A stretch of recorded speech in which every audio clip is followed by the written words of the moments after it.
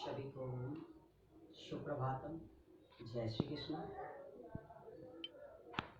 आज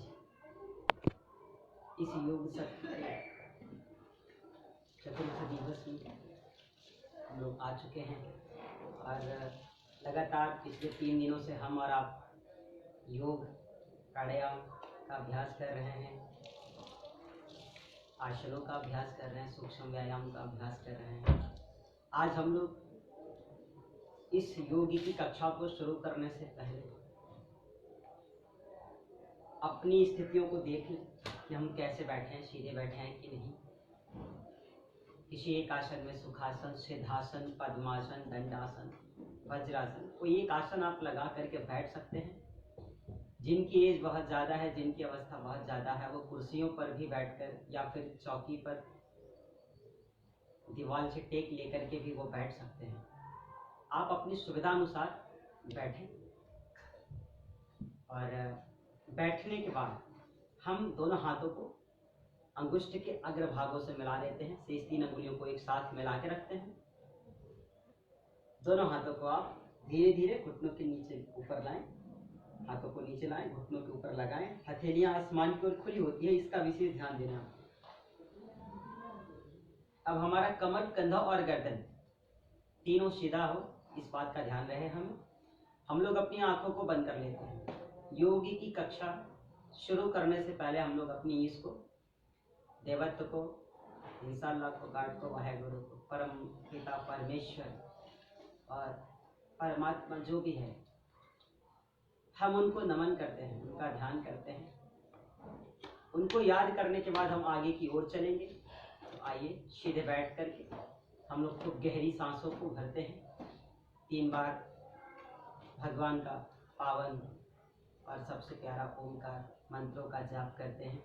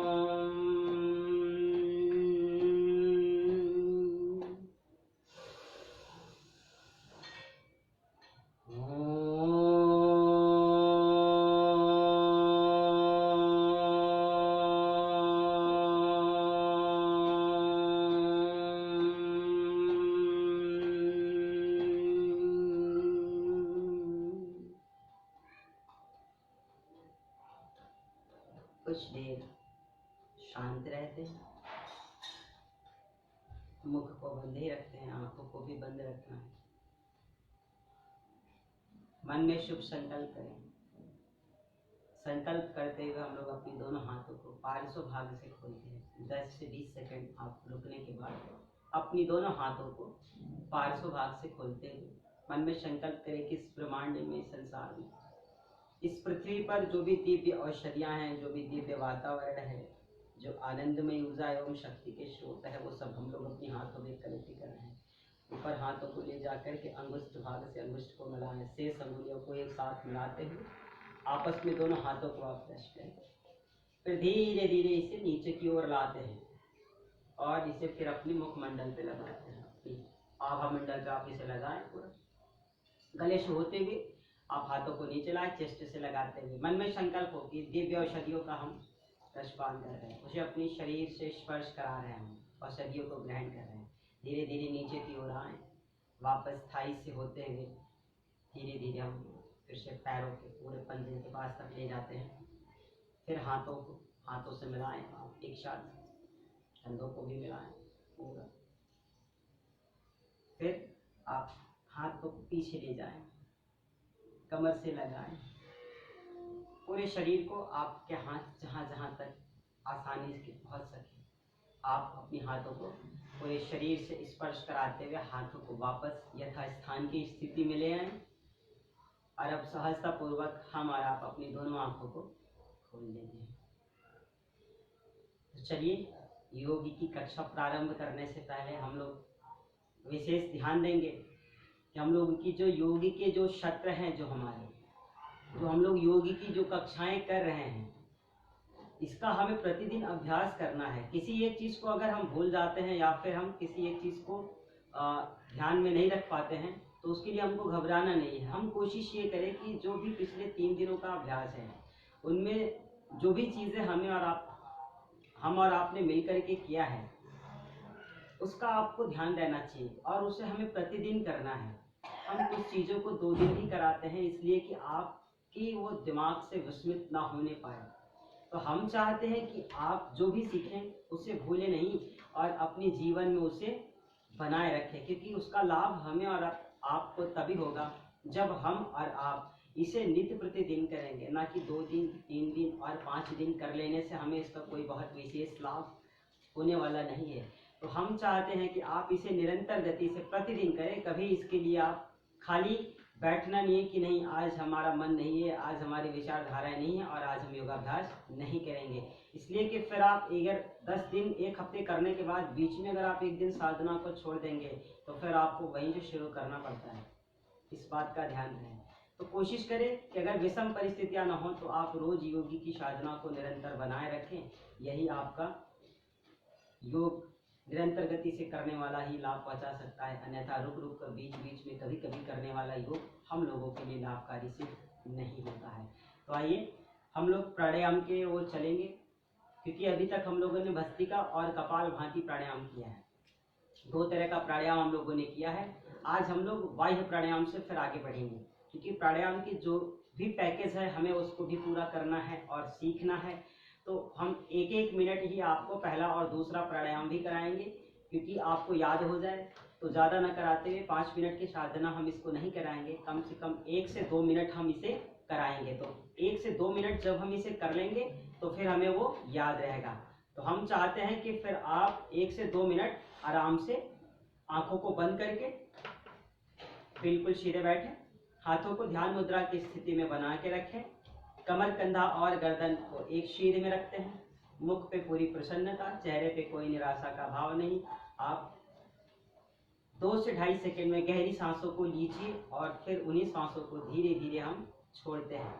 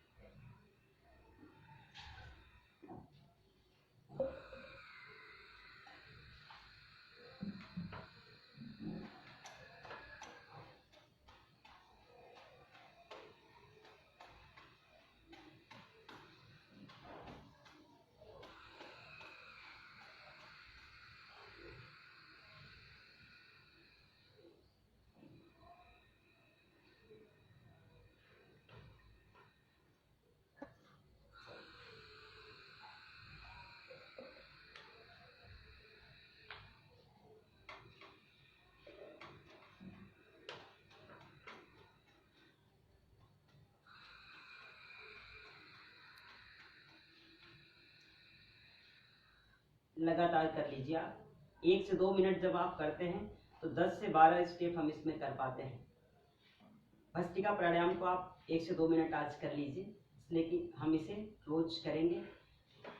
हमने अभी इसलिए 1 से 2 मिनट इसे कराया है कि कुछ हमारे नए भाई बहन भी जुड़ रहे हैं और कुछ लोग पहले दिन क्लास में हिस्सा लेंगे, तो उन्हें भी इस चीज़ का बोध हो कि हमने क्या किया और हम लोगों ने इसके पहले क्या किया था, प्राणायाम क्या है वो भी जाने।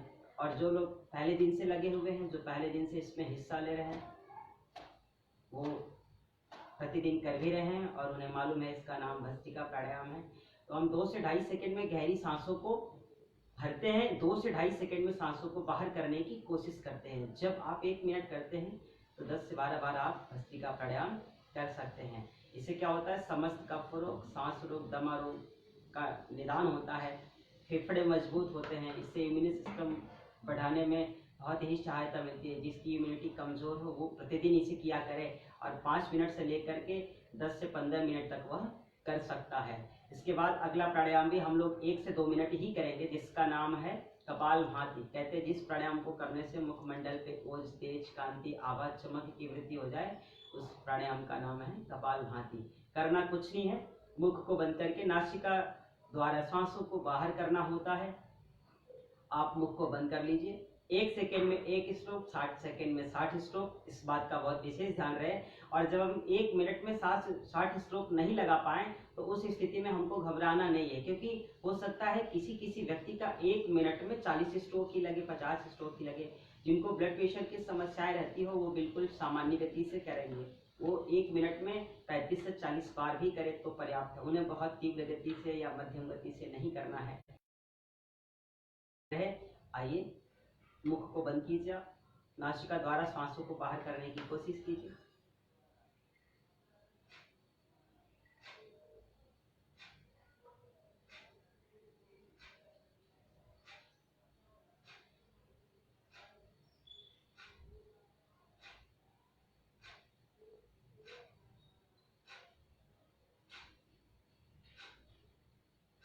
एक सेकेंड में 1 स्ट्रोक, 60 सेकेंड में 60, आप लगातार कीजिए। गर्मी का मौसम है, इस बात का विशेष ध्यान रखिए, इसलिए हम प्राणायाम पहले कर रहे हैं। ठंड के मौसम में हमें योगाभ्यास पहले करना होता है। आप निरंतर गति से करते रहें।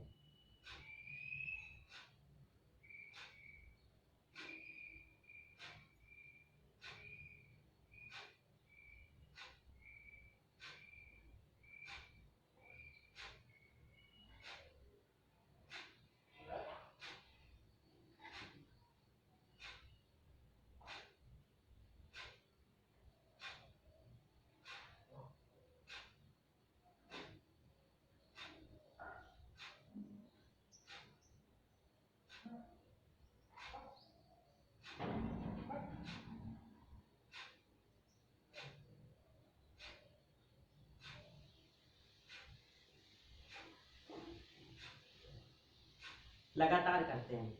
कोशिश कीजिए कि कम से कम 1 मिनट तक हम जरूर करें बिना रुके।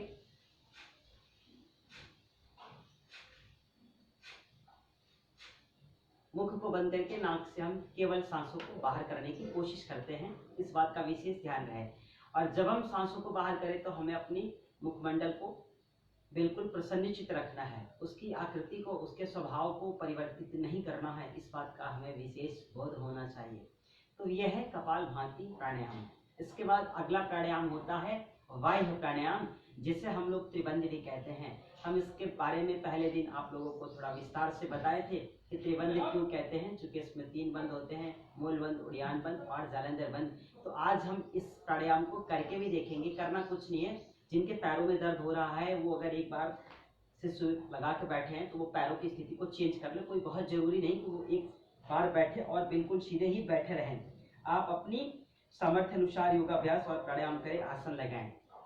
अब हमें क्या करना है, बिल्कुल सीधे बैठे, हम दोनों हाथों को फिर से ध्यान मुद्रा की स्थिति में बनाते हैं। ध्यान देना है, हम क्या करते हैं, तीनों बंधों को लगाने की कोशिश करते हैं। तो इसमें होता क्या है कि जब हम 3 बंध लगाते हैं तो लगाने का तरीका हमको मालूम होना चाहिए। सबसे पहला बंध जो होता है उसका नाम है मूल बंध, शौच के रास्ते को कहते हैं, गुदाद्वार संकोच, मूल बंध। दूसरा होता है उड़ियान बंध, पेट को पीठ से लगाने की कोशिश करते हैं, बिल्कुल चिपका दीजिए, ऐसे पेट की आकृति कटोरी के जैसी हो जाए। तीसरा बंध जो होता है उसका नाम है जालंधर बंध। तो जो जालंधर बंध होती है उसमें क्या करते हैं, हम अपनी थोड़ी को नीचे लगाते, कंठकूट से लगाते हैं, छाती से लगाते हैं, इस बात का विशेष ध्यान रहे। अब करने की प्रक्रिया हम क्या करते हैं, गहरी सांस को भरते हैं और फिर एक बार में हम सांसों को बाहर करते हैं। और जब हम सांसों को बाहर करते हैं तब हम मूल बंध को ऊपर खींचने की कोशिश करते हैं, मन में विचार करते हैं, आकुंचन की तरह हम मूल बंध को खींचने की कोशिश करें। फिर क्या करते हैं, उड़ियान बंध को, फिर दूसरी स्थिति में हम पेट को अंदर लगाएंगे और तीसरी स्थिति में थोड़ी को कंठकूट से लगाते हैं। और जब हमें छोड़ना हो तो पहले हम ऊपर वाले थोड़ी को हटाते हैं, जालंधर बंध को, फिर क्या करते हैं, उड़ियान बंध को छोड़ते हैं और फिर मूल बंध को छोड़ करके धीरे धीरे सहज होते हैं। तो इस बात का बहुत विशेष ध्यान रखना है आपको। आप क्या कीजिए, बैठे रहिए आराम से, गहरी सांस को भरिए।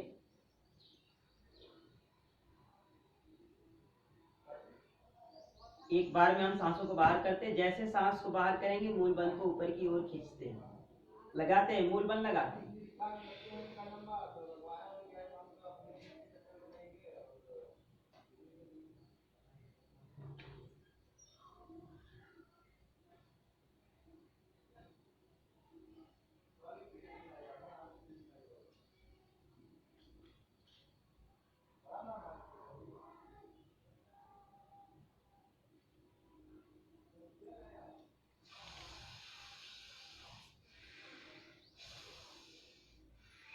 थोड़ा मेहनत होता है, आपको ये अभी नहीं समझ में आया होगा, इसलिए हम अभी आपको करके दिखाते हैं। तो आपको हंसना नहीं है, और आप भी चाहे तो चेक कर सकते हैं कि ये कैसे होता है, इसकी विधि क्या है, क्योंकि जब तक आप इसको सही तरीके से देख नहीं पाएंगे फिर आप इसको अच्छे से कर नहीं सकते हैं। और ये होता इसलिए है क्योंकि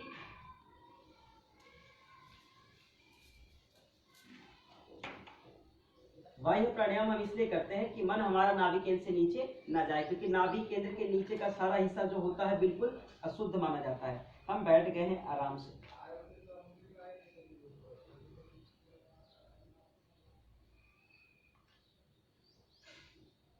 पेट हमारा खुला हुआ है। अगर आपको भी नहीं दिखेगा तो हम थोड़ा खड़े होकर के भी आपको करके दिखाएंगे इसको, क्योंकि आप जो चीजें सीखे बिल्कुल अच्छी तरीके से सीखे और विधि भी उसका सही हो, इस बात का ध्यान रहे। तो हम चाहते हैं कि आपको बिल्कुल ही सरल तरीके से सिखाया जाए, जिससे कि आप सीख भी लें और उसका लाभ आपको मिले। हम सीधे बैठे हुए हैं, सांसों की गति अभी हमारी बिल्कुल सामान्य है। हम सांसों को क्या करते हैं, भरते हैं पूरा।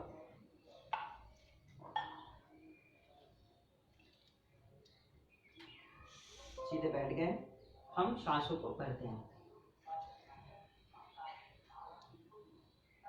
हमने पूरी सांस को भरा, अब हम सांसों को एक बार में बाहर छोड़ते हैं। जब हम सांसों को बाहर छोड़ेंगे तो हमारा मूल बंद ऊपर की ओर खींचता है, हम मूल बंद को लगाते हैं। फिर दूसरी स्थिति में हम जालंधर बंद को लगाएंगे।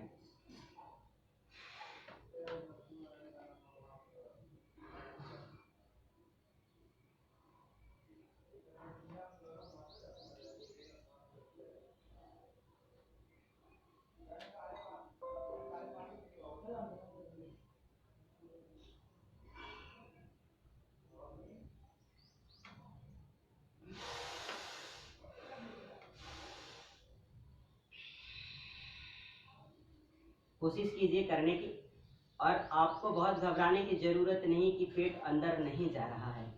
ये शुरू में धीरे धीरे आपको मेहनत करना पड़ेगा, रोज प्रतिदिन इसे करना पड़ेगा, तब जाकर के आपका धीरे धीरे अच्छे से होने लगेगा। अगर अभी पहली बार दूसरी बार कर रहे हैं और हमारा पेट 1 से आधी इंच भी अगर अंदर जा रहा है तो हमें खुश होना चाहिए कि नहीं अब हमारा हो जाएगा, हमें इसमें कोई समस्याएं नहीं आएंगी। क्योंकि शुरू में करने में थोड़ी सी समस्याएं होती है, क्योंकि पेट क्या होता है कि लोगों का बहुत भारी होता है, पेट में तमाम तरह की चीजें पड़ी होती है, मल विकार रहता है, जिसकी वजह से हम उड़ियान बंद को नहीं लगा पाते हैं। अब हम स्थिति को चेंज करेंगे, फिर से ध्यान दीजिए, एक बार फिर कीजिए।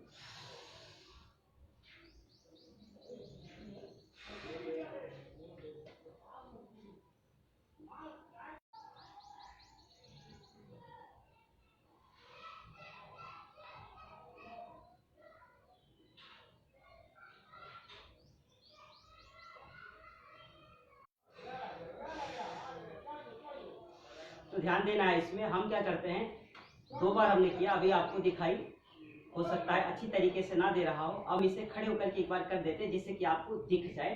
तो हम एक बार इसको खड़े होकर के करते हैं, और आप देखिए इसको करना कैसे है। आप चाहे तो वज्रासन में भी इसको बैठ करके कर सकते हैं, और वज्रासन में ना करें तो इसको खड़े होकर के आप कर सकते हैं।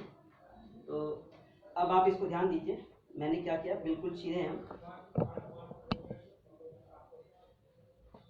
अभी हम बिल्कुल सीधे हैं।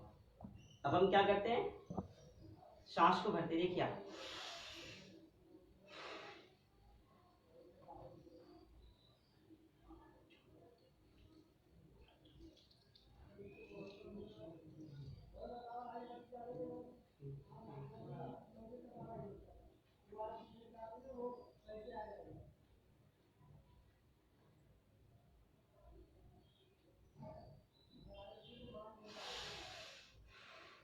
तो इस तरीके से आपको वायु प्राणायाम करना है। अब हम क्या करते हैं, आराम से बैठ जाते हैं। हमने इसको खड़े होकर के इसलिए आपको करके दिखाया कि आपको मालूम होना चाहिए कि हम जब वायु प्राणायाम करते हैं तो पेट की स्थिति हमारी क्या होती है। तो जो हम लोगों ने अभी प्राणायाम किया इसका नाम है वायु प्राणायाम। कि जब हम वायु प्राणायाम करते कहते हैं मन हमारा जब नाभि केंद्र से नीचे आता है तभी मन में अनाचार, दुराचार और व्याभिचार की भावनाएं उत्पन्न होती है। अन्यथा होता क्या है कि जैसे ये एक माला है और ये जो आगे का इसका हिस्सा है ये गुरुमुख कहलाता है, गुरु इसको मानते हैं लोग। तो जब ये हम माला पहनते हैं, धारण करते हैं, तो एक चीज का विशेष ध्यान रखते हैं कि ये हिस्सा हमारे नाभि चक्र के नीचे नहीं आना चाहिए, क्योंकि जब ये हिस्सा नाभि चक्र के नीचे जाता है तो माला अशुद्ध हो जाती है। वो इसलिए हो जाती है क्योंकि नाभि चक्र के नीचे का सारा हिस्सा जो होता है वो अशुद्ध होता है। तो जब हम वायु प्राणायाम को करते हैं तो उससे क्या होता है, मन हमारा निचले स्तर पे क्यों नहीं जा पाता है, क्योंकि जब हम नाभि चक्र को ऊपर खींचते हैं, मूल बंद को लगाया, फिर उड़ियान बंद को लगाया, और जैसे ही हम उड़ियान बंद लगाते हैं हमारा नाभि चक्र क्या होता है, ऊपर की ओर खींचता है। और जब हम उसे रोज करने लगते हैं तो मन हमारा क्या होता है, नाभि चक्र के नीचे नहीं जाता है। यही कारण है कि हमारा वायु प्राणायाम करने से हमारा मन कभी विचलित नहीं हो सकता, हमारा नाभि चक्र के नीचे मन जा ही नहीं सकता। इसलिए हमारे मन में कभी भी अनाचार, दुराचार, व्यभिचार या फिर खुरापात या फिर दुर्भावना की स्थिति हमारे मन में कभी भी उत्पन्न नहीं हो सकती। दूसरी बात यह है कि हमें इसे प्रतिदिन करना चाहिए। ये एक ऐसा प्राणायाम है कि भाइयों के लिए और बहनों के लिए भी अति उत्तम है। अगर हमारी बहनें इसे प्रतिदिन किया करें, रोज किया करेंगी, तो वो क्या करेंगी कि फिर उनको जो मासिक समस्याओं की प्रॉब्लम होती रहती है, बार बार वो अशोकारिष्ट वगैरह या फिर पत्रांगास या फिर स्त्री रसायन का सेवन करती हैं, तो याद रखें कि अगर वो प्रतिदिन इस प्राणायाम को करने लगेंगी और जब अच्छा होने लगेगा तो धीरे धीरे शायद सारी दवाएं भी उनकी छूट जाएगी और इन समस्याओं से उन्हें निजात मिल जाएगी। तो ये तीसरा प्राणायाम रहा वायु प्राणायाम, जिसका नाम है, अब हम आगे की ओर चलते हैं, जिसका नाम है उज्जाई प्राणायाम। उज्जाई प्राणायाम में क्या करना है, कंठ को चोक करना है। ध्यान दीजिए, 2 से 3 बार हम लोग इसको करेंगे क्योंकि अभी हमें योगाभ्यास भी करना है। उज्जाई प्राणायाम हम लोग करते हैं। आप सीधे बैठ जाएं, विधि को सुन ले। क्या करते हैं, कंठ को चोक करते हैं, और जब कंठ को चोक करते हैं सांसों को पूरा मतलब अंदर की ओर खींचने की कोशिश करते हैं। ध्यान से देखिएगा, हम इसे अंदर की ओर खींच रहे हैं और न कि बाहर की ओर। कुछ लोग क्या करते हैं, मतलब उन्हें इस बात का बोध नहीं है कि हमको खींचना है कि बाहर करना है। तो हमें कंठ को चोक करना है छोटी छोटी सांसों में। और जब हम पहली और दूसरी बार करते हैं तो उस स्थिति में खांसी आती है। तो अभी ध्यान देना है कि खांसी आए तो हमें घबराना नहीं, क्योंकि अभी स्थिति ऐसी है, कोरोना चल रहा है, किसी को खांसी आ रही है, किसी को छींक आ रही है, तो लोग बहुत दूर भाग रहे हैं। तो अभी हम प्राणायाम कर रहे हैं, इस स्थिति में हमको घबराना नहीं कि हमें तो छींक आ रही है, हमें तो खांसी आ रही है। छींक आए तो अलग बात है, खांसी छींक नहीं आनी चाहिए, खांसी आएगी जब आप वायु प्राणायाम के बाद उज्जाई प्राणायाम करते हैं। तो करना क्या है, कंठ को चोक कीजिए और जब हम पूरा प्राणायाम कंप्लीट कर लेते हैं तो क्षणिक सांसों को रोकते हैं। 5 से 10 सेकेंड आप सांसों को रोके और फिर दाहिनी नासिका को बंद करके बाएं नासिका से आप सांसों को पूरा बाहर कर दीजिए, फिर आप रिलैक्स हो सकते हैं। करना क्या है, बहुत आसान है।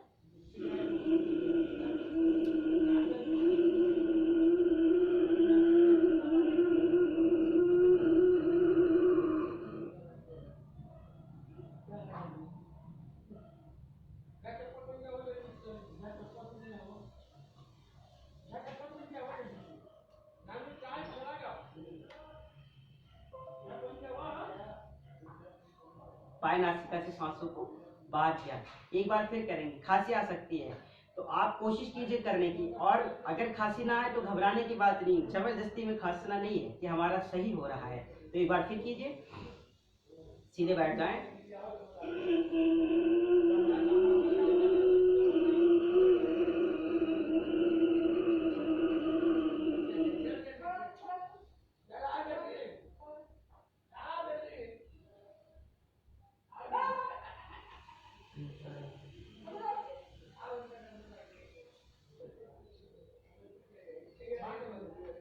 किसी किसी को करने में खांसी आएगी, तो अगर आपको खांसी आए तो आप सामने की ओर नहीं खांसेंगे, बगल करके जिससे भी आपको जैसे भी आराम हो आप फेस को सामने से बगल करते हुए खांस लीजिएगा। खांसी को रोकना नहीं है। ये हुआ हमारा उज्जाई प्राणायाम, पहला भस्त्रिका, दूसरा कपालभाति, तीसरा वायु प्राणायाम। चौथा उज्जाई प्राणायाम। अब हम आगे की ओर चलेंगे, नाड़ी शोधन प्राणायाम करेंगे। ध्यान दीजिए, नाड़ी शोधन प्राणायाम को अनुलोम विलोम प्राणायाम भी कहा जाता है। नाड़ी शोधन प्राणायाम करने से कहते हैं हमारे शरीर की 72,72,10,202 उपनाड़ियां परिशुद्ध होती हैं। तो सोचिए कि एक प्राणायाम कर लेने से हमारे शरीर की इतनी ढेर सारी नब्ज सब परिशुद्ध होती हैं, तो हमारे मन में और हमारे शरीर में कभी कोई व्याधियां नहीं रह जाएंगी जब हम इसे निरंतर गति से प्रतिदिन करेंगे। दो तरीके से करना है। आप सीधे बैठ जाएं, कुछ नहीं करना, हम सीधे बैठे।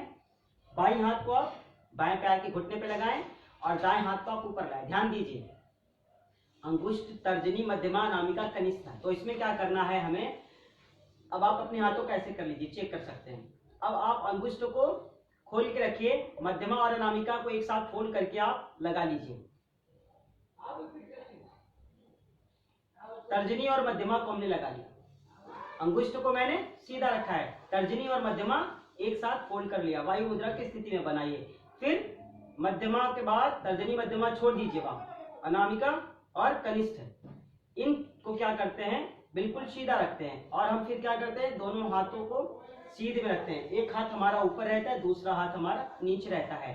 तो हम जो युवा वर्ग के लोग हैं वो इस तरीके से कर सकते हैं, और जो युवा नहीं है, जिनके हाथों में दर्द होता हो, तो वो इस तरीके से भी कर सकते हैं। और एक चीज ध्यान देना है, आप अगर आपको ये वायु मुद्रा लगाने में तकलीफ हो रही हो तो आप कुछ मत कीजिए, सिर्फ तर्जनी अंगुली को अंगुष्ठ के अग्रभाग, ऐसे तर्जनी अंगुली की अग्रभाग को अंगुष्ठ के मूल में लगा लेते, ये देखिए।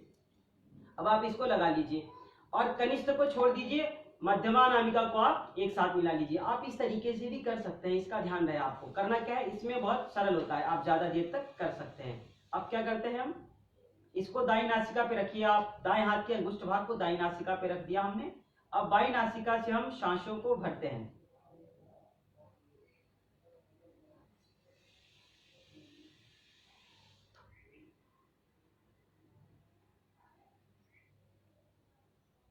हमने बाई नासिका से पूरे सांसों को भरा। अब हम क्या करते हैं, बाई नासिका को बंद करते हैं और जो हमने सांसें भरी है उस सांसों को हम दाई नासिका द्वारा धीरे धीरे बाहर करते हैं।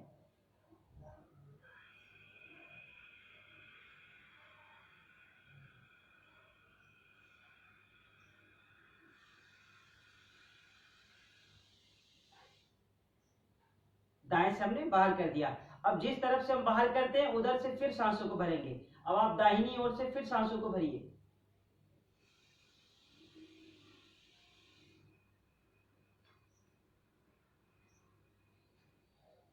जब हम दाईं ओर से सांसों को भरे तो इन्हीं सांसों को हम बाईं ओर से फिर बाहर करते हैं।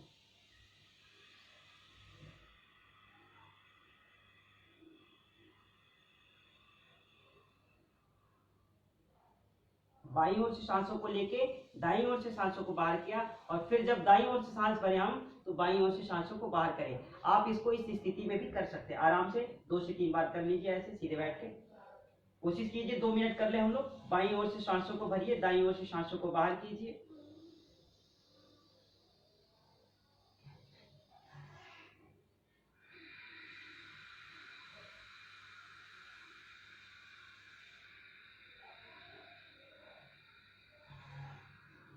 लगातार करते हैं।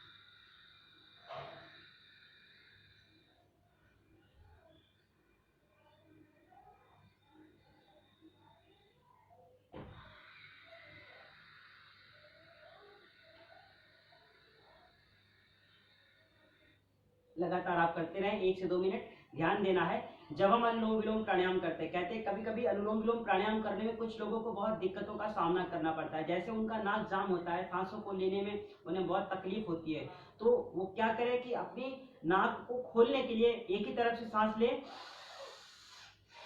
दूसरी तरफ से बाहर कर दें, फिर इधर से ले, इधर से बाहर करें। कहने का मतलब अगर दाई नासिका हमारी बंद है तो कोशिश करें कि केवल बाईं तरफ से सांस लीजिए, दाईं ओर से छोड़िए, बाईं तरफ से सांस लीजिए, दाईं ओर से छोड़िए। और अगर बाईं नासिका हमारी जाम है तो फिर हम दाईं ओर से केवल सांस भरते हैं, बाईं ओर से छोड़ने की कोशिश करते हैं, दाईं ओर से सांस भरे फिर बाईं ओर से छोड़ने की कोशिश करें। क्योंकि जब नाक जाम होता है, जब सांसों को लेने में तकलीफ होती है, तो उस स्थिति में हम क्या करते हैं कि प्राणायाम नहीं कर पाते। तो हमें उस स्थिति में क्या करना है कि एक एक तरफ से हमको बहुत विशेष ध्यान देना है।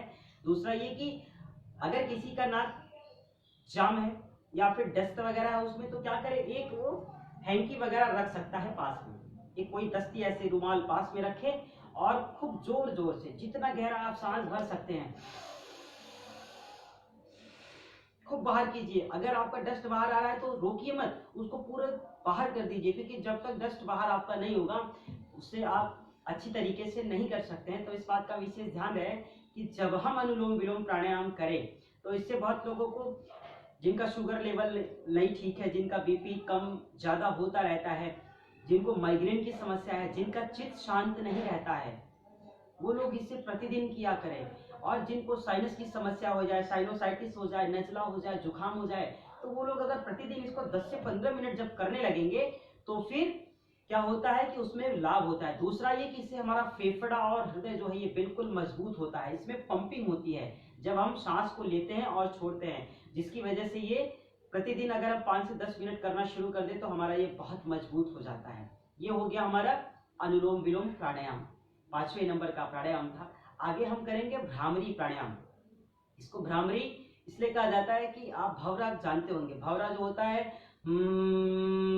कभी कान के बगल से या हमारे बगल से गुजर जाता है तो आवाज करते हुए वो गुजर जाता है। करना क्या है, दोनों हाथों को आप फ्रंट पे लाएं, दोनों हाथ की जो अंगुष्ठ भाग है उसको आप ले जाइए नीचे, कान के पास कीप है, अभी मैं इसे निकाल रहा हूँ, आप ध्यान दीजिएगा। कान के पास ये हमारा छोटा सा कीप होता है, इसे क्या करते हैं कि आप अंगुष्ठ भाग से इसे बंद कर दीजिए ऐसे। ये उसी तरह हमारे इधर भी है, हम बाएं हाथ से इसे बंद कर देते हैं। तो ध्यान देना है, ये दोनों चीजें हमारी यहां रहती है, ये हमने ऐसे लगाया। और जो हमारी दोनों हाथ की तर्जनी अंगुली होती है, जो हाथ की बड़ी अंगुलियां हैं, उसको हम लोग माथों पे रखते हैं, ऐसे माथे पे लगा लीजिए। शेष 3 अंगुलियां बचती हैं तो आप उसे सहजतापूर्वक आंखों पे रखें। ये हमारी स्थिति होनी चाहिए, देख लीजिए, ये बहुत सरल है और बहुत ही सजग है। हम क्या करते हैं कि अब हम स्थिति में बैठ गए, अब हमें गहरी सांस को भरना है। ध्यान देना है कि पूरी सांस भरे जितना हम भर सकते हैं, और उन्हीं सांसों को भंवरे की तरह गुंजन करते हुए अपने नासिका द्वारा हमें बाहर करना है। तो हम इसे कम से कम 3 बार जरूर करेंगे, आप प्रतिदिन 3 से 5 बार इसे किया करें। तो अभी हम 3 बार करते हैं।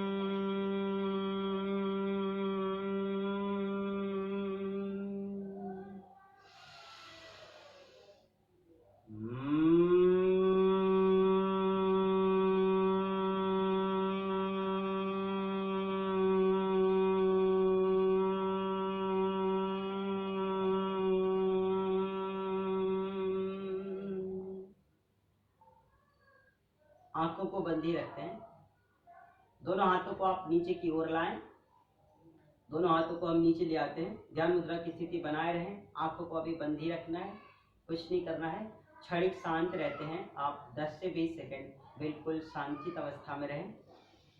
क्योंकि जब हम भ्रामरी प्राणायाम करते हैं, भ्रामरी प्राणायाम करने के तुरंत बाद अगर हम अपनी आंखों को खोलेंगे तो उस स्थिति में हमें धुंधला दिखाई देगा, सामने की जो भी स्थितियां हमारी होती है बिल्कुल धुंधली नजर आती हैं। तो हमें क्या करना है, जब हम भ्रामरी प्राणायाम करें तो कम से कम करने के बाद 10 से 20 सेकंड आप बिल्कुल शांतित रहें, आंखों को सहज होने के लिए छोड़ दें, ढीला छोड़ दें, और फिर धीरे धीरे हम लोग अपनी दोनों हाथों को पार्श्व भाग से ऊपर की ओर लाते हैं। ध्यान दीजिए, हाथों को आपस में मिलाएं, शुभ संकल्प करते हुए खूब इसको आपस में मिलाएं, हाथों में थोड़ी गर्माहट आ जाए, ध्यान दीजिए, थोड़ा और अच्छे से कीजिए। फिर इसे आप अपनी आंखों पे लगाइए, मुखमंडल पे, और आंखों की सिकाई कर देते हैं हम इसे। और अब वापस ध्यान मुद्रा की स्थिति में आए और सहजता के साथ अपनी आंखों को, यह हमारा भ्रामरी प्राणायाम। तो जब हम भ्रामरी प्राणायाम करते हैं, कहते हैं इससे माइग्रेन संबंधी सारी समस्याओं का निदान होता है। सर में दर्द, चिड़चिड़ापन, गुस्सा आना, किसी किसी को अच्छी बात में भी गुस्सा आ जाता है, तो उस स्थिति में हम इसे प्रतिदिन किया करें।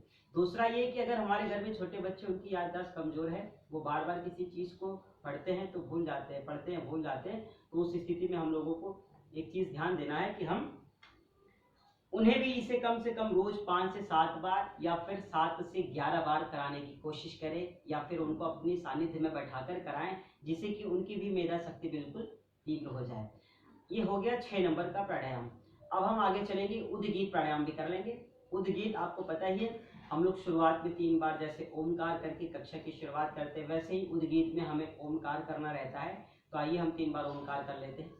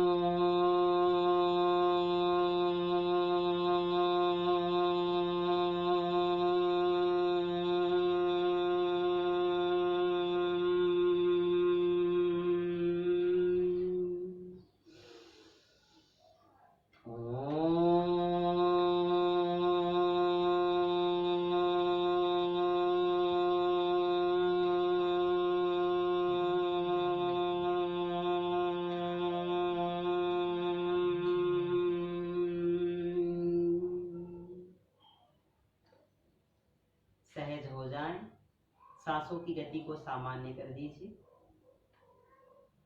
अब हम सहजता पूर्वक अपनी दोनों हाथों को फिर से पार्श्व भाग से लाते हैं ऊपर की ओर। ध्यान दीजिए, भ्रामरी करने के बाद, उद्गीत करने के बाद हम अपनी दोनों हाथों को फिर से ले आएंगे ऊपर, क्योंकि अभी हमारी आंखें बंद हैं।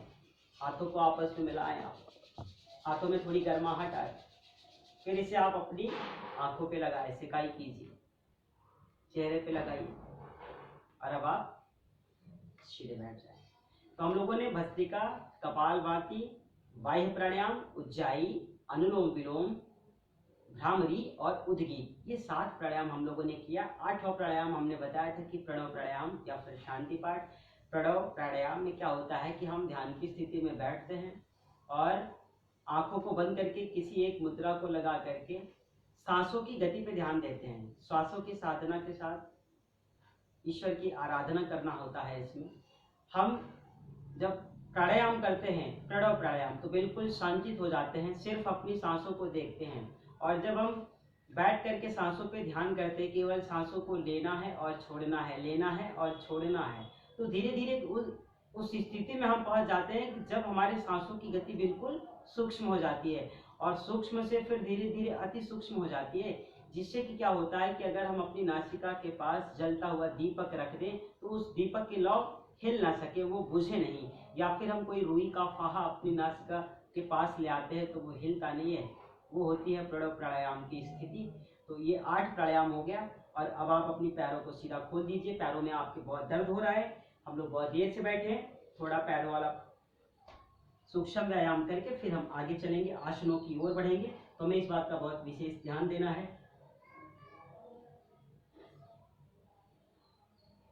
सीधे बैठ जाए आप। पैरों में दर्द हो तो कुछ मत कीजिए। अभी आप सामान्य सांसों में केवल अंगुलियों को ऊपर नीचे कीजिए, अंगुली चालन, ये। फिर आप पंजे को आगे पीछे कीजिए, हिल, इसका नाम है एडी चालन, ये आगे पीछे कर लीजिए। फिर अब इसे गोल गोल घुमा लीजिए थोड़ा। बहुत ज्यादा देर बैठ जाने से कभी कभी क्या होता है कि स्थिति बिल्कुल शून्य जैसी हो जाती है। क्यों? क्योंकि ब्लड सर्कुलेशन वहां रुक जाता है, इसलिए। तो हम क्या करें, पैरों को खोल करके 2-4 बार आगे पीछे कर लें। फिर आप हल्का हल्का इसको कर लीजिए, धीरे धीरे। क्रम से नहीं करना है, थोड़ा आगे पीछे कर लेंगे क्योंकि बहुत सी चीजें करनी है इसमें, अभी हमको ध्यान देना है। धीरे धीरे हम इसे प्रतिदिन अपने नियम में बना लेंगे। फिर ओके, लगातार कर लीजिए आप थोड़ा सा, फिर चेंज कीजिए, थोड़ा बटरफ्लाई कर लेते हैं। थोड़ी देर कर लेने से ही हमारे स्थिति में परिवर्तन हो जाता है। आराम से बैठ कर के सीधे, कमर कंधा गर्दन बिल्कुल सीध में रखें, आप ध्यान दीजिए, रोक के रखना है अभी थोड़ा, कंधों को बिल्कुल सीधा रखें, स्पाइन हमारी बिल्कुल 90 डिग्री के एंगल पे होनी चाहिए। फिर हो गया, अब आप पैरों को सीधा कर दीजिए। आइए थोड़ी स्थिति को चेंज करेंगे, अब आप सीधे बैठे। अब आज हम लोग चक्की चलाएंगे। चक्की आसन बहुत जरूरी है, जिनका वेट बहुत ज़्यादा बढ़ गया हो, जिनको मोटापा की समस्या है, वो लोग चक्की आसन रोज किया करें। दोनों हाथों को आप सामने की ओर लाएं, मुट्ठियां एक साथ ऐसे ला के बना लो, हाथों को ब्लॉक कर लीजिए। ये सांस को भरते हुए हमें धीरे धीरे पीछे की ओर चलना है। सांसों को बाहर किया, वापस, ध्यान दीजिए, आप सांस भरते हुए पीछे गए, सांस बाहर तो वापस, एक बार फिर पीछे, फिर वापस। 3 से 5 बार आप इसे दाहिनी ओर से कर लीजिए। जितनी बार दाईं ओर से करना है उतनी बार बाईं ओर से, फिर चेंज करते दूसरी ओर से, तीसरी, एक साथ।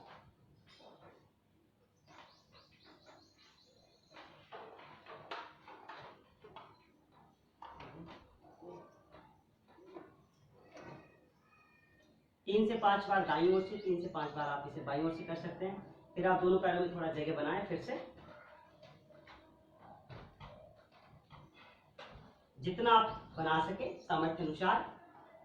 स्थिर कोणासन इसी में कर लेते हैं, ध्यान देना है हमें। बाएं हाथ से दाहिने पैर के पंजे को स्पर्श करते हैं, और जब बाएं हाथ से दाहिने पैर के पंजे को स्पर्श करेंगे तो दाहिना हाथ जो होता है बिल्कुल ऊपर की ओर होता है, पीछे, और दृष्टि जो हमारी होती है हाथ के पंजों की होती है। तो इस चीज का बहुत विशेष ध्यान दें।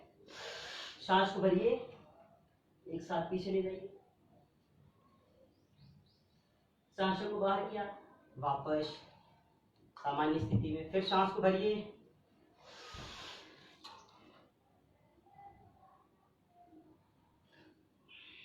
सांस बाहर, वापस। आराम से कीजिए, बहुत घबराने की जरूरत नहीं, जितना हो धीरे धीरे करेंगे, सामर्थ्य अनुसार रोक के रखें, वापस।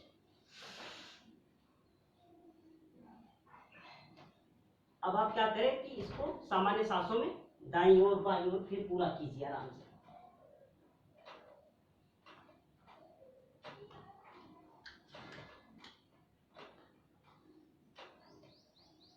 फिर होता है, बहुत साधारण है। अब स्थिति को चेंज करेंगे। आज हम लोग कुछ आसन खड़े होकर के करते हैं, और खड़े होकर करने वाले आसनों में 4 से 5 तरीके के आसन करेंगे, आप उसको आराम से कीजिएगा। तो हम लोग क्या करते हैं, अपनी यथास्थान स्थिति पे धीरे धीरे आराम से खड़े हो जाएंगे। अब आप खड़े हो जाइए,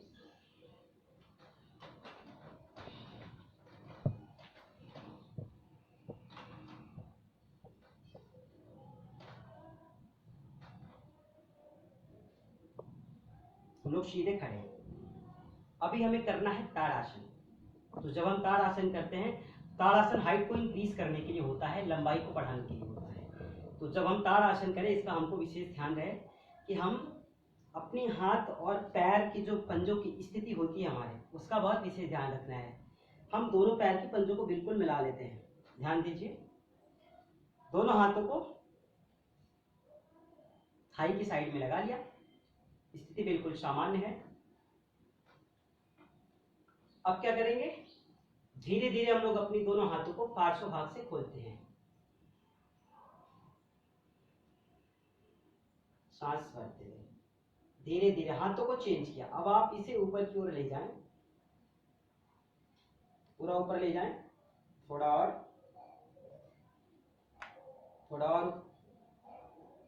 अब हम क्या करते हैं, अपनी टो पे स्टैंड हो जाते हैं। ये देखिए, अपनी पैर की अंगुलियों पर आप खड़े हो जाएंगे। ये एक तरीके से ताड़ासन है। कई कई किताबों में आपको दिया होगा दूसरी तरीके से, मैं उसे भी बता रहा हूं आपको। फिर सांस को बाहर करते हैं, हाथों को वापस लाते हैं। अब आप कह सकते हैं कि ताड़ासन ये नहीं, ताड़ासन ये होती है। तो हम आपको ये बताना चाहते हैं कि कई तरीके की किताबें हैं, कहीं ताड़ासन इस स्थिति में दिया होता है और कहीं ताड़ासन इस स्थिति में दिया होता है, और हम लोग आपस में झगड़ते हैं कि ताड़ासन ये नहीं है, कोई कहता है ताड़ासन ये नहीं। तो मैं आपको बता दूं कि ताड़ की जो पेड़ होती है उसी से लिया गया है ताड़ासन। ताड़ की पेड़ जो होती है बिल्कुल सीधी ऊपर, मतलब उसकी लंबाई बढ़ती ही चली जाती है, वो कहीं रुकती नहीं, बहुत अंत समय में जाकर के फिर वो रुकती है। ठीक है, शुरू में क्या होती है, बढ़ती रहती है। तो जो ये स्थिति होती है ताड़ासन की होती है, और जब हम इसे ऐसे ब्लॉक करके करते हैं तो इसे ऊर्ध्व ताड़ासन का नाम दिया गया है। ये जब हम इसको ऊपर ले जाते हैं तो इसे ऊर्ध्व ताड़ासन का नाम दिया गया है। मगर क्या करते हैं कि कहीं कहीं किताबों में ताड़ासन की स्थिति ये दी गई है, तो उस स्थिति में हमको घबराना नहीं है कि ये ताड़ासन है या ये ताड़ासन है। हमने आपको दोनों विधि बता दी है, क्योंकि हमारे यहाँ बहुत गुरु लोग हैं और हर गुरु जी जो लोग हैं वो कहीं ना कहीं क्रियाओं को सही करा रहे हैं। सबकी थोड़ी सी विधि जो होती है वो बिल्कुल अलग होती है, लाभ उसका वही होता है। आइए एक बार फिर से कर लें। सांस भरते हुए हथेलियों को चेंज कीजिए, धीरे धीरे आप ऊपर ले जाएं। अब आप दोनों हाथों को ब्लॉक कर लीजिए, कर सकते हैं। फिर हाथों को ऊपर की ओर ले जाएं और धीरे धीरे हम लोग अपनी पैर की पंजों पे खड़े हो जाएं। खींच के रखें, 3 to 5 सेकेंड होल्ड, 5 to 10। सामर्थ्य अनुसार हम रुकते हैं, सामर्थ्य अनुसार रुकना है, रोक के रखें। फिर धीरे धीरे सांसों को बाहर करते हुए एड़ियों को जमीन से लगाएं, फिर हाथों को धीरे धीरे वापस लाएं, और अब हम हाथों को पार्श्व भाग से खोल देते हैं। अभी हम लोगों ने किया ताड़ासन, ऊर्ध्व ताड़ासन, ताड़ासन ये और ऊर्ध्व ताड़ासन ये। अब आप कंफ्यूज मत होइएगा। अब हम करेंगे तिर्यक ताड़ासन। तिर्यक ताड़ासन में क्या करना है, कुछ नहीं करना है, दोनों पैरों में थोड़ा सा जगह बना दीजिए। आप थोड़ी डिस्टेंस दिया मैंने, हाथों को फिर से उसी स्थिति में ले जाएं। आप पार्श्व भाग से हाथों को बिल्कुल सीधा रखें, हथेलियां आसमान की ओर। अब धीरे धीरे हाथों को आप ऊपर ले जाएं और फिर आप अपने हाथों को ब्लॉक कीजिए। ये देखिए, अब हम क्या करते हैं, धीरे धीरे झुकते हैं। ये देखिए, रोक के रखिए आप।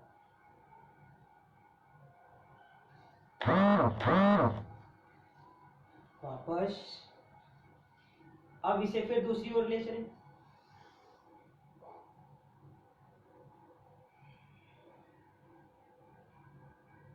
रोक के रखें,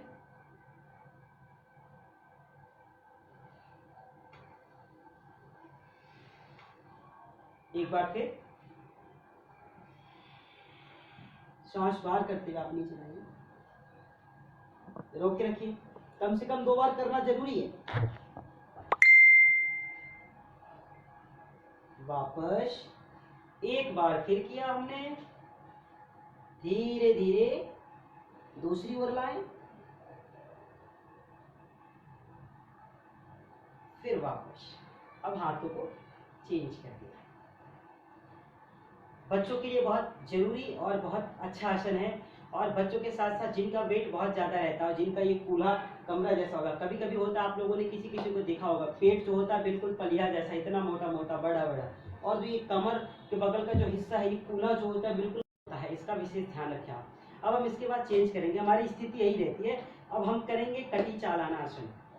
करना कुछ नहीं है, आप दाहिने हाथ को पीछे ले जाएं और दाईं हाथ को घुमाते हैं, पीछे ले जाते हैं कमर की तरफ से। ये देखिए, ला दिए इधर, दाहिने हाथ को दाईं ओर से घुमाते हुए बाएं पैर की तरफ लाके हमने इधर रखा। अब क्या करना है, अब जो बायां हमारा हाथ होता है वो दाहिने कंधों के पास जाता है। ये बहुत आसान है। अब क्या करते हैं, अब दाईं ओर से गर्दन को घुमाते हैं और बाएं पैर की एड़ी को देखने की कोशिश करते हैं।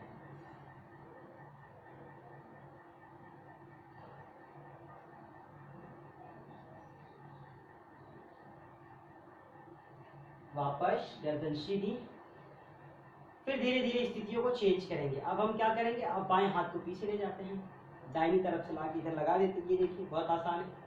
अब दाहिने हाथ को तो हमने ऊपर ले आया, अब दाहिने हाथ को बाएं कंधों के पास ले गए और फिर गर्दन को बाईं ओर से घुमाते हैं, दाएं पैर की एड़ी को देखने की कोशिश करते हैं।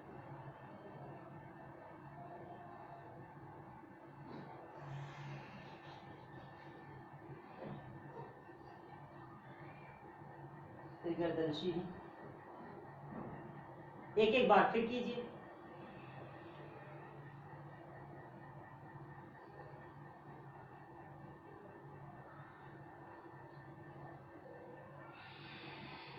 फिर दूसरी ओर ले जाएं।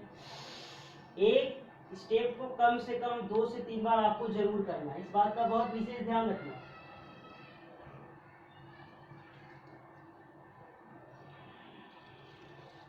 स्थिति को चेंज किया।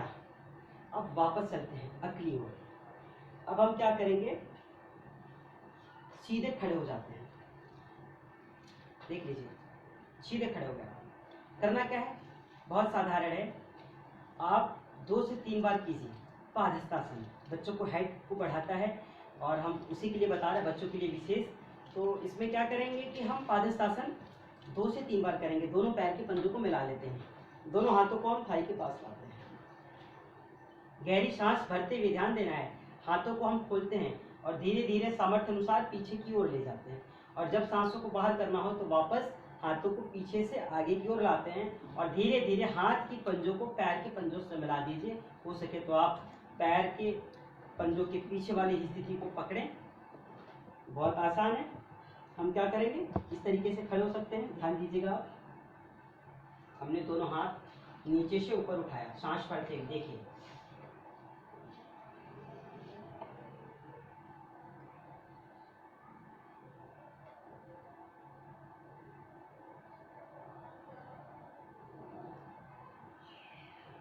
सांस बाहर करते हुए धीरे धीरे वापस आते हैं।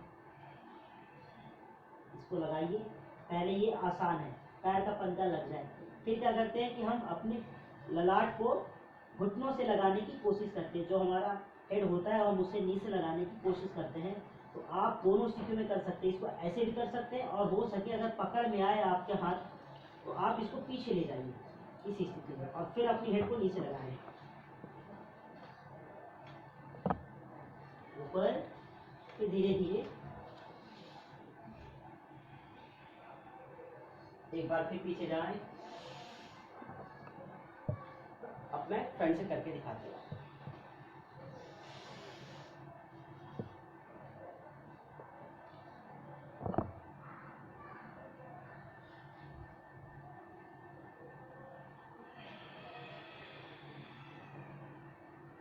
वापस,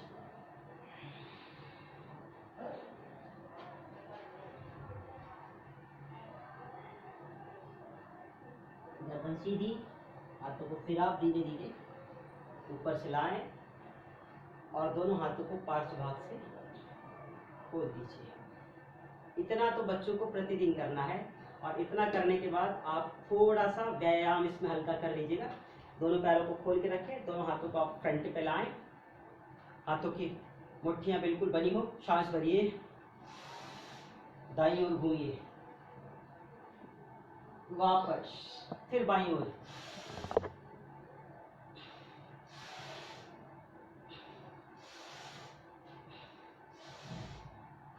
फिर हाथों को सामने लाएं, कंधों की सीध से हाथों को पूरा घुमाएं धीरे धीरे। ये बहुत जरूरी है। शरीर आपके पूरे खुल जाते हैं। ये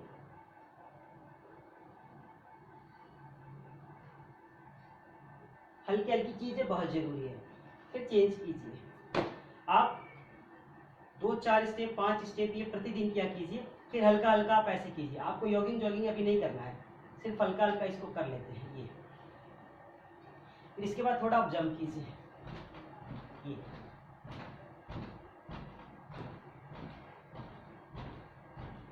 फिर रुकते हैं, फिर चेंज करते हैं ये। आराम से कर लीजिए। 5 से 7 बार, 7 से 10 बार, 10 से 12 बार आप इसे अवश्य करें ये। अब चेंज करेंगे, अब इसे क्रॉस करते हैं।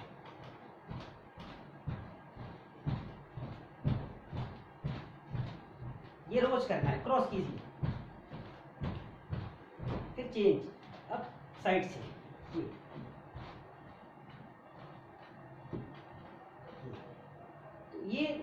कल की चीज़ें हैं जो हमें प्रतिदिन करनी है। क्यों? क्योंकि थोड़ा सा अगर हम इसे हल्का व्यायाम कर लेते हैं, इससे हमारी शरीर की नस नाड़ियाँ बिल्कुल खुल जाती है, हमारा रक्त संचार का जो गति होता है बिल्कुल अच्छा हो जाता है। अब आप सहज होकर के बैठ जाएं।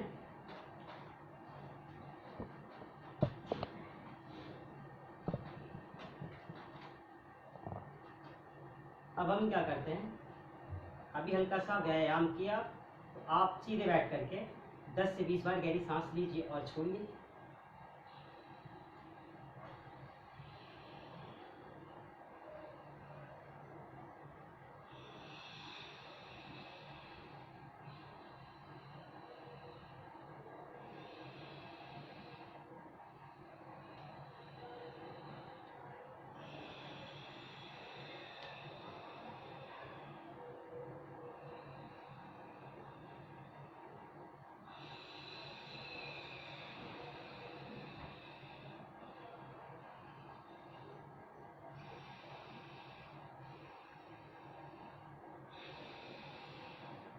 सहज हो जाए। अब ध्यान देना है हमें, अभी हम लोग हल्का व्यायाम कर रहे हैं, प्राणायाम कर रहे हैं, आसन कर रहे हैं। हम कल की कक्षा में आपको गिलोय का सेवन कैसे किया जाता है इम्यूनिटी को बढ़ाने के लिए, हल्दी को कैसे मिला के लेना है, तुलसी को कैसे लेना है, एलोवेरा को कैसे लेना है, तो इन सब चीज़ों के बारे में कल हम लोग योग के साथ उसको देखेंगे और सीखेंगे भी कि हम ऐसी कौन सी चीज़ें हैं जिसको पी लेने से 17 विटामिन हमारे बिल्कुल एक्टिव हो जाए, वो हमारी रोग प्रतिरोधक क्षमता को बढ़ाए, रोग प्रतिरोधक क्षमता से लड़ने की शक्ति प्रदान करे। ऐसी कौन कौन सी घरेलू औषधियाँ हैं या फिर ऐसी कौन सी चीज़ें हैं जो हमारे घर के किचन में उपलब्ध है, जिसका सेवन करने से हम अपनी रोग प्रतिरोधक क्षमता को बढ़ा सकते हैं, हम अपनी इम्यूनिटी पावर को बढ़ा सकते हैं, हर किसी का इम्यूनिटी अच्छा हो जाए। इसके लिए हमें कहीं जाने की ज़रूरत नहीं, हमारे घर के किचन में तमाम ऐसी चीज़ें हैं जिसका सेवन करने से हम अपनी पावर को बढ़ा सकते हैं, हम अपनी शक्ति को बढ़ा सकते हैं। और गिलोय का सेवन कैसे करना है इसके बारे में भी हम लोग जानेंगे, क्योंकि गिलोय का बहुत लाभ है, गिलोय जल्दी मिलता भी नहीं। एलोवेरा से क्या लाभ होता है हम इसको बताएंगे, एलोवेरा, आंवला और गिलोय के बारे में आपको बताएंगे, अश्वगंधा के बारे में हम आपको कल बताएंगे। और उन सब सारी चीज़ों का मैं पौधे लेकर के बैठूंगा कि एलोवेरा की पत्ती कैसी होती है, अश्वगंधा का पत्ता कैसे होता है, अजूबा कैसा होता है, तो ये सब हम लोग एक साथ ले करके बैठेंगे, जिससे कि आप उसे देख करके पहचान भी जाएं और उसका सेवन कैसे किया जाता है उसको भी जान जाए। क्योंकि घर में जब हमारी ये चीज़ें उपलब्ध हैं तो उसका लाभ हमें और आपको लेना है। तो कल की कक्षा में हम लोग इसके बारे में बहुत विशेष ध्यान देंगे। अभी हम 2 लाइन भजन करेंगे, कल क्या होगा हमने आपको बता दिया है। तो आइए हम सभी लोग मिल करके 2 से 5 मिनट का एक भजन कर लेते हैं, क्योंकि ईश्वर का ध्यान भी बहुत जरूरी है। तो भजन हम लोग जरूर करें।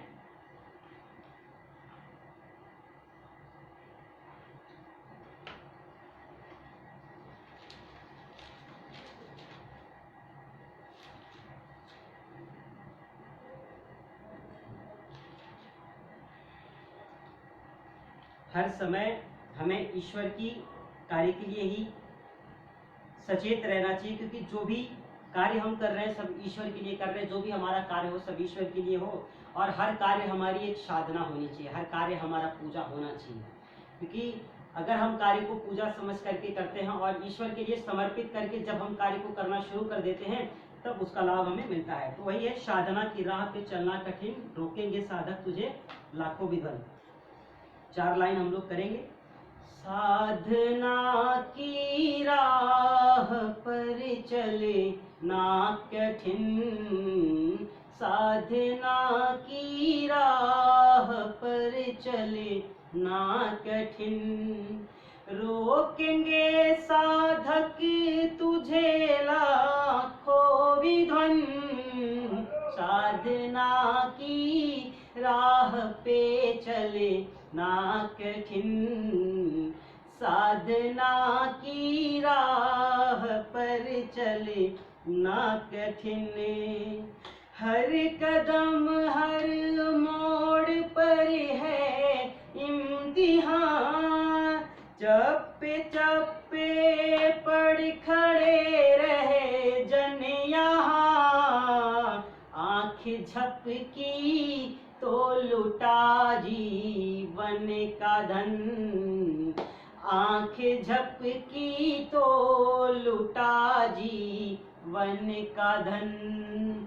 रोकेंगे साधक तुझे लाखों विघ्न, साधना की राह पर चले ना कठिन। रास्ते में आग है तूफान की, जल गया वह जिसने ना पहचान की। चलने वाले देखना अपना चलन, चलने वाले देखना अपना चलन। जो तुझे रोके वो बंधन तोड़ दे, साधना की राह पे चले ना कठिन। साधना की राह पे रुकना छोड़ दे, साधना की राह पे रुकना छोड़ दे। जो तुझे रोके वो बंधन तोड़ दे, टूटे ना विश्वास छूटे ना लगन, टूटे ना विश्वास छूटे ना लगन। रोकेंगे साधक तुझे लाखों विघ्न, साधना की राह पर चले ना कठिन। सहन कर लेगा यदि कठिनाइयाँ, पार कर लेगा जो सारी खाइयाँ। वीर पावन प्यार से होगा मिलन, वीर पावन प्यार से होगा मिलन। रोकेंगे साधक तुझे लाखों विघ्न, साधना की राह पर चले ना कठिन। साधना की राह पर चले ना कठिन, साधना की राह पर चले ना कठिन। तो साधना इतनी आसान नहीं। कार्य की शुरुआत करते हैं तो थोड़ी सी विपत्तियां, थोड़ी सी बाधाएं आती है। तो हम इसीलिए भजन को सुनाए हैं कि अब आप अपनी साधना को रोके नहीं। तो आज के लिए इतना, और हम सभी को धन्यवाद देते हैं जिन्होंने योगी की क्लास को ज्वाइन किया। ओम शांति।